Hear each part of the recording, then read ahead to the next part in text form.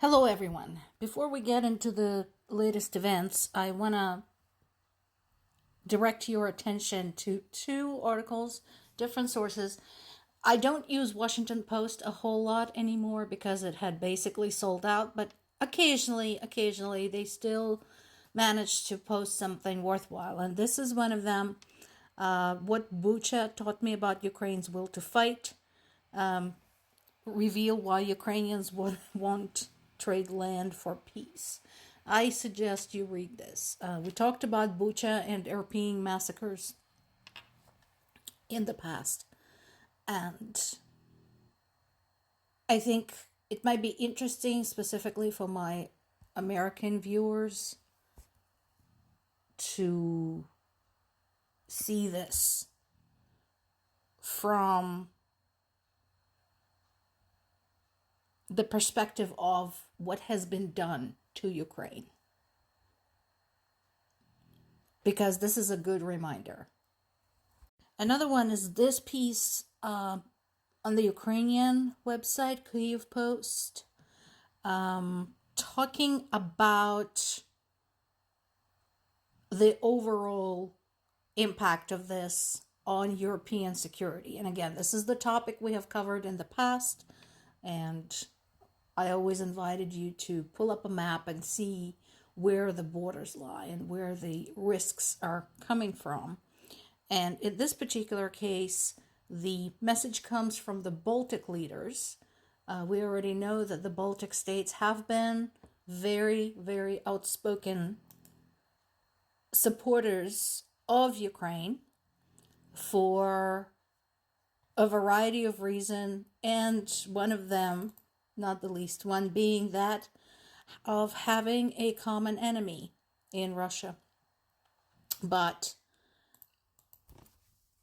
what they're pointing out is really something that needs to sink in once and for all. It really does. Because there are still some European states, particularly those in Western Europe, over on the other side of the continent, that still think that this is still far enough away and this is not going to affect them. News item.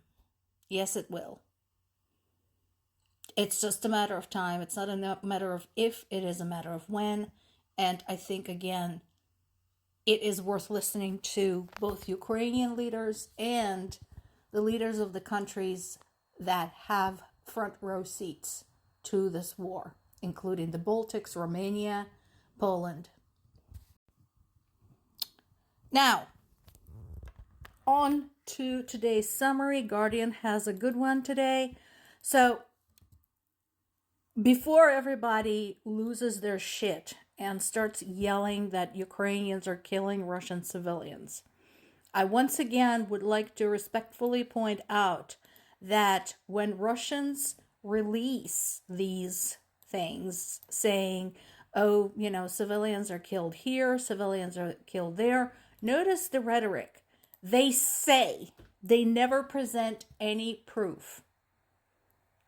And I pointed this out many, many times that when Ukrainians are saying, civilians were killed, they present photos from the sites. They present videos of the rescue workers at work. They present names, ages, genders. Not always names, but ages and genders of people killed, definitely. The exact locations thereof. Russians are just saying, oh, that happened. So please keep that in mind. What we do know is that, once again, there have been horrific blasts against Ukraine's capital, Kyiv.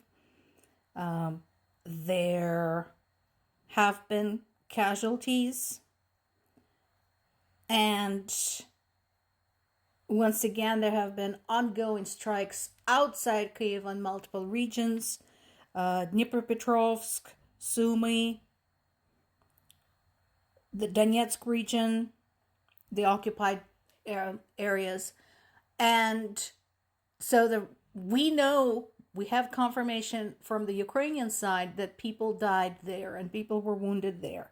Russians are saying that there were casualties in Volgograd, Belgorod. So Again, no proof. All we have is the word of the local government for it. Now, there is also a big strike against an oil refinery in Krasnodar. And again, they're saying that Russians were killed, civilians were killed, which wouldn't surprise me considering, again, we're dealing with an oil refinery. It surprises me not at all. So, as far as I'm concerned, if I were working for a Russian oil refinery right now, I would quit. I'm serious. Because right now, because of the participation of the Russian oil industry in this war, oil refineries are as much military objects as army barracks, missile manufacturing facilities, and so on and so forth. That is the fact. You can thank your own government for turning so many manufacturing facilities of yours into military objects, and for turning so many of your territories into military bases. Back in Europe, Serbian President Alexander Vučić said that he would resign in just a few weeks and the country would hold early presidential and parliamentary elections. So there have been extensive protests in Serbia having to do with government corruption and media censorship. Also, Serbia is not part of the EU. It is applying for it, but it is under pressure right now because it opposes EU's sanctions against Russia and EU's support of Ukraine. So we'll see what happens. It is possible, depending on the results of the elections, that Ukraine will gain another ally, just like it did in Hungary, that Serbia will turn the corner and become Ukraine's ally instead of opposing European support for Ukraine. But that remains to be seen. And like I said, this is not anything that is happening right this second, several weeks. And then, of course, it's going to take some time to organize the election and so on and so forth. And multiple sources are covering a meeting between Putin and Belarusian President Lukashenko. So they're saying they're talking about economic cooperation. Make no mistake, that is bullshit. They're talking about Ukraine. This is an ongoing attempt by Putin to drag Belarus into the war because Russia is struggling. They need fresh resources, they need fresh people, and they need fresh locations from which to launch attacks against Ukraine. Now, as I mentioned before, Lukashenko, for all of his Russia supporting rhetoric, is extremely reluctant to drag Belarus into the war because he sees what it's done to Russia. And he's okay being frowned upon for being Putin's BFF, but he doesn't want to end up economically and politically isolated and lose absolutely everything like Russia did as part of this war. So, not to mention the fact that he himself had admitted that his people are not prepared for this. He does not want to have to recruit and train an army and then send it to Ukraine to turn into sunflowers. So again, this is an ongoing story. It depends on which pressure wins.